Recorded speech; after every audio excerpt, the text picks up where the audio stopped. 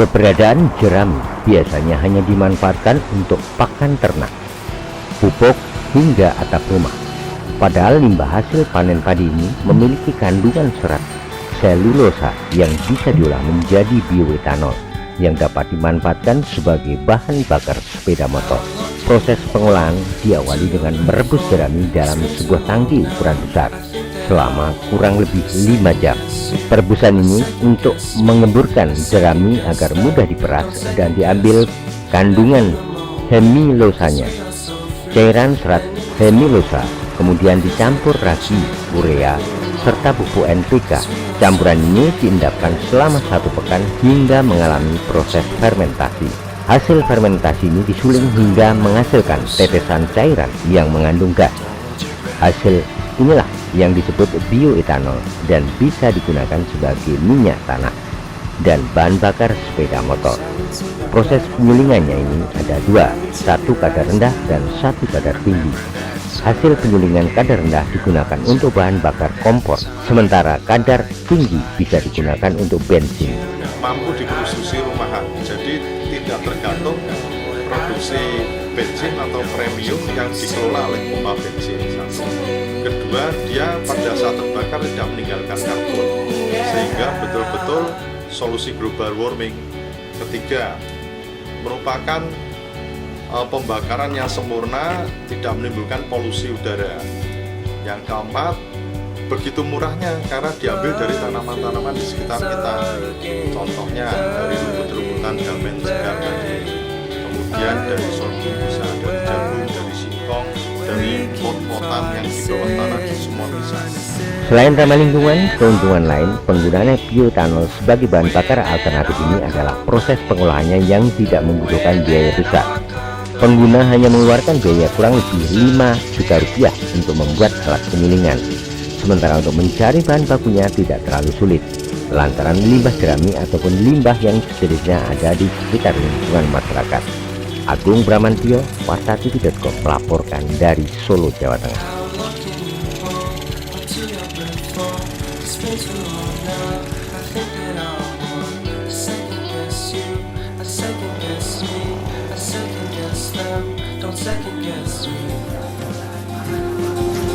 Setelah 2 tahun melakukan uji coba, Arif Wibowo, warga Kelurahan Kaliwungi, Jombang, Jawa Timur, berhasil membuat BBM sendiri.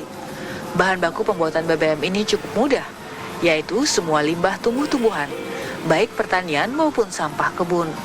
Dalam percobaannya kali ini, Arif menggunakan bahan jerami dan dedaunan kering. Proses pembuatannya, jerami dan daun kering dihaluskan dengan cara digiling.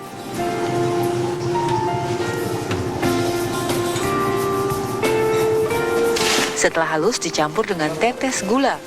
Sebelum dilakukan fermentasi dicampur dengan ragi tape. Setelah diaduk hingga benar-benar bercampur, ditutup rapat dan difermentasi. Proses fermentasi, proses perendaman NaOH apabila menggunakan selulosa, kemudian lalu dilakukan proses destilasi dan melalui komposi dan uji etanol, maka dilakukan 3 langkah komposit dan terakhir untuk akibat dari penurunan bilangan oktan, maka kami menggunakan kapur barut dalam meningkatkan bilangan oktan. Dengan percobaan ini bisa dihasilkan BBM dengan kadar oktan 93. BBM ini bisa digunakan untuk bahan bakar sepeda motor.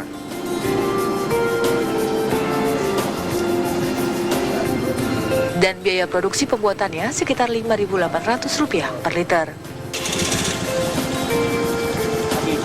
Dari Jombang, Jawa Timur, Umar Sanusi, TV One mengabarkan.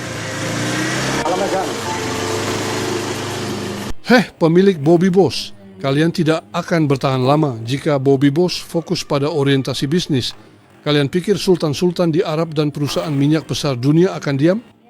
Kalian pikir perusahaan baterai dan nikel akan diam? Tentu tidak. Semangat kalian adalah kemandirian dan berkesinambungan, maka jangan pernah jual Bobby Boss menjadi BUMN atau BUMD, karena nanti akan hilang ketika berganti rezim. Bukalah saham ke tingkat para RW dan RT. Jangan biarkan pemilik sahamnya asing. Kalian tahu sendiri penjajahnya ada dalam bangsa kalian sendiri. Lihatlah startup yang awalnya sok nasionalis. Ujung-ujungnya mereka milik asing dan hanya kemasan saja milik putra bangsa. Percayalah, perusahaan kalian akan dibeli berapapun nilainya, tapi dibeli untuk dimatikan.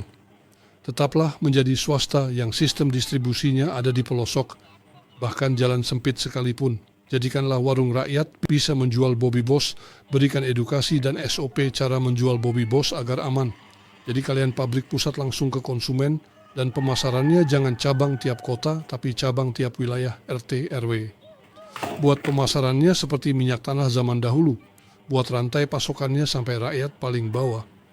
Biarkan rakyat paling bawah merasa memiliki, agar ketika perusahaan ini diganggu, rakyat langsung turun tangan. Berkacalah dari perusahaan minyak BUMN yang sudah ratusan tahun hanya untuk kepentingan penjahat elit. Efeknya sekarang masyarakat tidak percaya, Bobby Boss lah harapannya, pertimbangkanlah atau tidak akan bertahan lama. Gue yakin Shell hari ini ketakutan guys. Shell ketakutan, Chevron ketakutan, British Petroleum, BP gue yakin terkencing-kencing hari ini mendengarkan berita karya anak bangsa berhasil menciptakan bensin yang jauh lebih bagus dibandingkan bensin buatan mereka.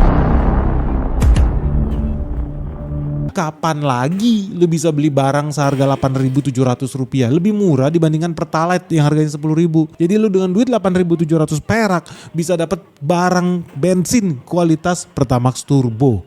Wes, canggih banget ini guys. Ini harus dapat hadiah Nobel nih untuk perdamaian dunia nih si Bobby Boss ini. Kenapa dapat Nobel perdamaian dunia Pak? Bukan Nobel untuk penemuan fisika atau chemistry. Ya karena energi itu suka jadi alasan negara-negara saling berperang guys. Makanya Bobby Boss ini gue yakin bisa mendapat penghargaan Nobel nih. Karena dia menciptakan perdamaian dunia, orang gak perlu lagi saling perang untuk memperebutkan minyak bumi. Dan lebih canggih lagi, Bobby Boss ini diklaim sudah mendapatkan paten. Jadi lu baca nih beritanya. Bobby Boss sudah lahir, sudah 1 tahun ini Bobby Boss dipatenkan. Inovasinya, mereknya, dan sudah mendapatkan sertifikasi dari Lemigas. Nah ini gak main-main guys, karena Lemigas ini lembaga resmi negara, ini balai besar lah untuk menguji minyak dan gas bumi yang ada di Indonesia. Nah Bobby Boss ini ngeklaim, kalau lu baca di artikel ini, dia ngeklaim dia udah dapat paten, inovasinya, mereknya, bahkan sudah dapatkan sertifikasi dari Lemigas. Berarti hebat banget dia nih. Gue yakin Shell hari ini ketakutan guys. Shell ketakutan, Chevron ketakutan, British Petroleum, BP gue yakin terkencing-kencing hari ini mendengarkan berita karya anak bangsa berhasil menciptakan bensin yang jauh lebih bagus dibandingkan bensin buatan mereka. Ini benar-benar harus dilindungin guys. Apalagi ya, katanya ini bisa sangat hemat banget loh. Dia nggak boros. Lu bayangin, klaimnya 1 liter bahan bakar diesel ya, solar itu kan kalau lu pakai Fortuner itu bisa 1:10. Itu aja dianggap hemat. Nah kalau pakai Bobby Boss, lu lihat ini, 1 liter itu bisa 14 km. Artinya 40% lebih jauh. Waduh, ini BYD juga bisa bangkrut guys. Kalau semua mobil tambah hemat, gue yakin mobil listrik udah nggak laku lagi. Padahal kan orang pakai mobil listrik biar tambah hemat beli bensinnya. Gue juga merasakan itu, jauh lebih hemat lah, hemat 80% bensin gue tiap bulan sejak ganti ke mobil listrik. Pak Prabowo dan warga ojol, ada bensin baru nih dari Tanaman. Saya barusan udah nyobain, tarikan mesin enteng, infonya juga lebih irit. Kualitasnya nggak main-main, RON 98 udah dites. Namanya Bobby Boss asli Indonesia. Harganya pun lebih murah dari bensin biasa. Cocok nih buat warga kecil Pak Prabowo.